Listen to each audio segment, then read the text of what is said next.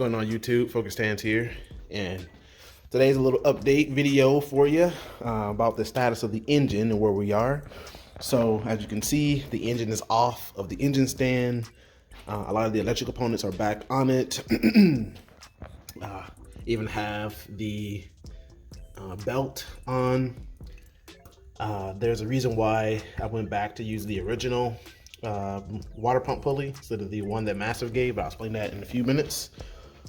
The next thing that, excuse me, I got a lot of phlegm in my throat right now.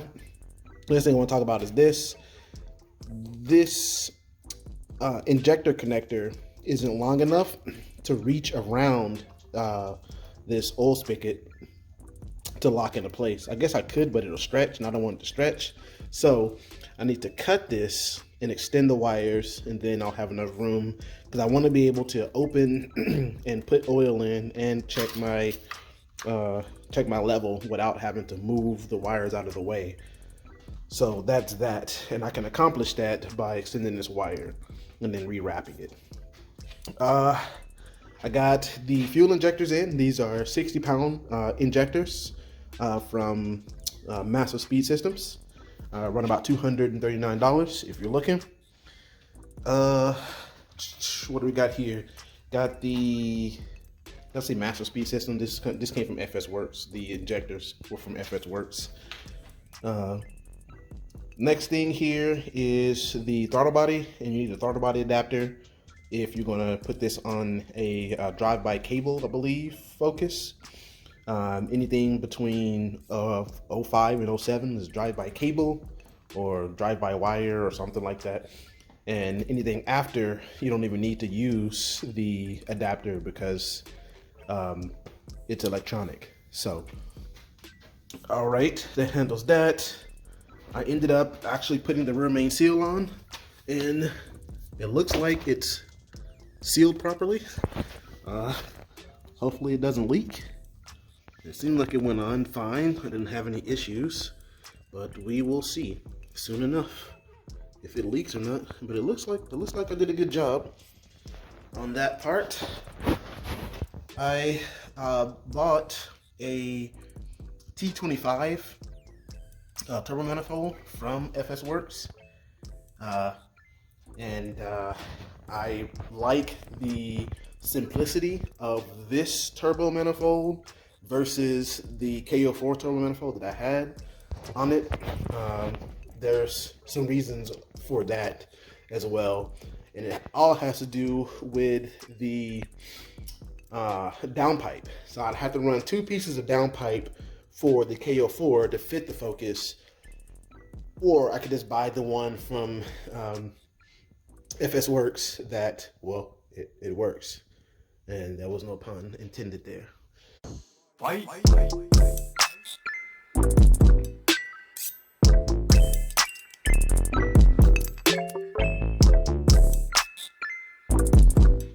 So that's it for that.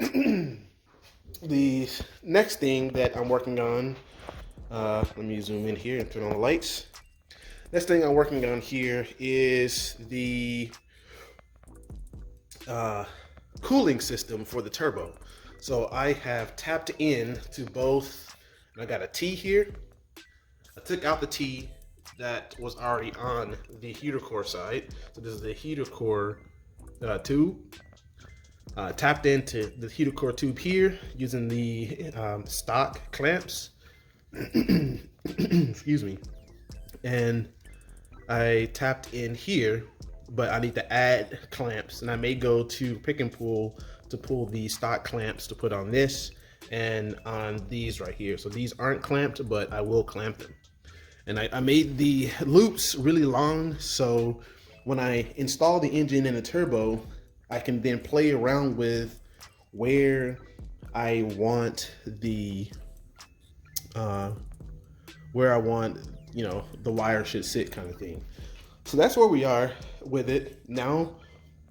The LSD that I've ordered for the transmission will be here on the 18th, so I can begin the transmission work to get it ready and get the seals and stuff reinstalled.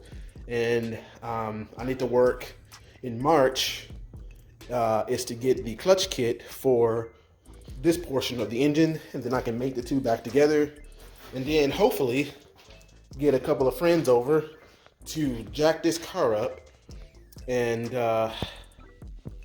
jack the car up and slide the engine up under, and then cherry pick it up from the top or from the bottom up, and we should be good there, getting it in place. So I'm super excited about where we are right now. All right, so YouTube, I've taken the turbo apart. I really got busy off camera, and I really should have showed you all like this whole breakdown process, because it's not really that bad. You got 4 screws for the I guess the exhaust side of the turbo housing. Then you have 6 screws, you know, looks like a benzene ring. If you're into organic chemistry, to me it looks like a benzene ring. You know, six sides, 6 carbons, and 6 bolt pattern here for the compressor housing. This is the compressor here, and the problem I was having with this unit, one was when I had the compressor housing down like this, the oil return and oil feed line were cocked at a great, like a 45% angle, which you only can have at most a 15% angle. Otherwise you need to clock it. I was able to clock this side, but I wasn't able to clock this side. So I needed to remove the whole unit, spin this into the orientation that I wanted, and then I'm gonna put it all back together. It has a really massive clip here that you have to, you know, just manhandle to get out. But once you tighten down on it, it actually isn't that bad to move around. I'm gonna go ahead and start putting this back together. If you wanna watch it, press A here or B here for no. No, I'm kidding. I'm gonna show you anyway. It'll be on a fast track though. So let's continue this engine update. Stay tuned.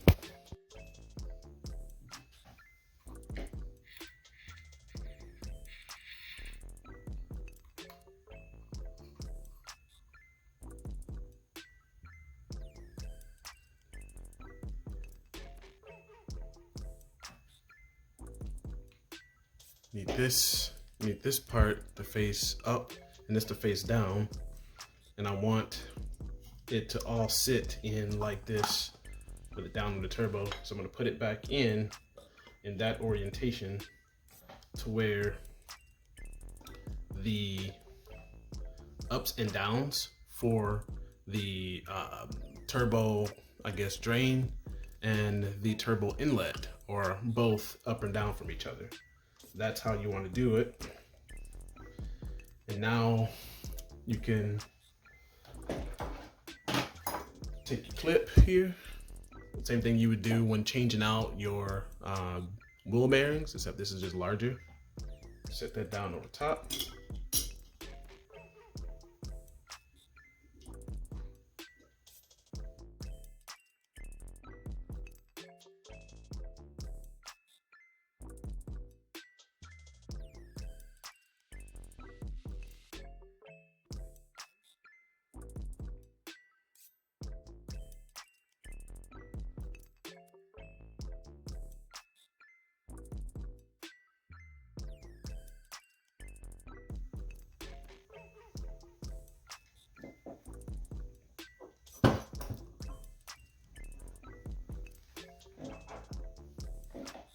Display.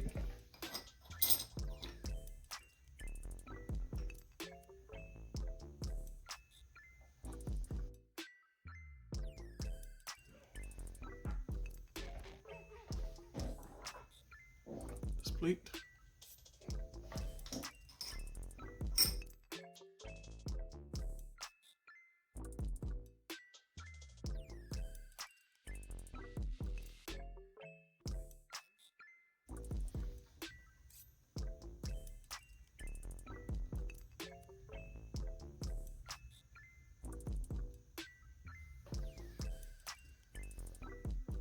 All right, so we officially got the turbo reinstalled loosely. You should still be able to turn the or clock it, if you will. And this is good because, again, we want to have this view. We want to have it to where the oil feed is at the top and the oil drain is at the bottom. And when we go to hook this up, I want this piece here to be facing down to make it easier to install on the car. So I've essentially fixed the problem. I originally was going to send this back, but I figured out I could take it apart, and here we are. So let's get this fitted over to the exhaust manifold, and we'll take it back to the car and to properly fit it the remainder of the way. Then we can tighten everything down. Stay tuned.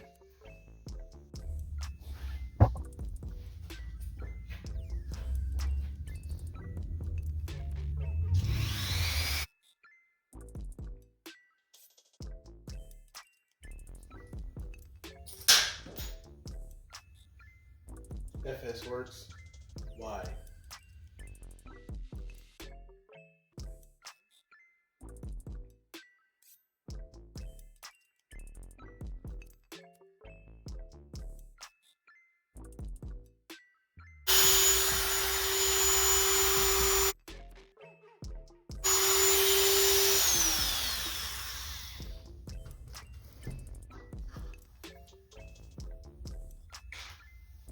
I needed the turbo to be in this orientation.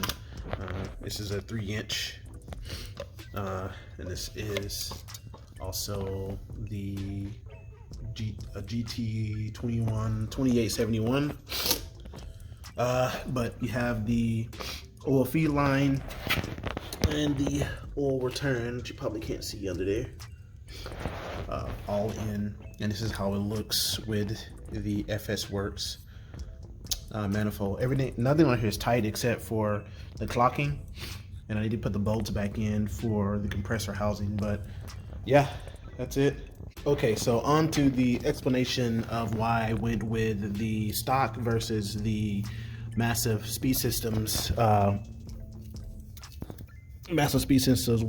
pump pulley. The main reason why I went with this one is that you can readily get a belt that will work with the stock pump pulley versus the Massive Speed Systems pulley, and I wasn't able to find one readily available to use for my engine, so that's why I went with the old pulley. As far as switching the manifolds out and turbo,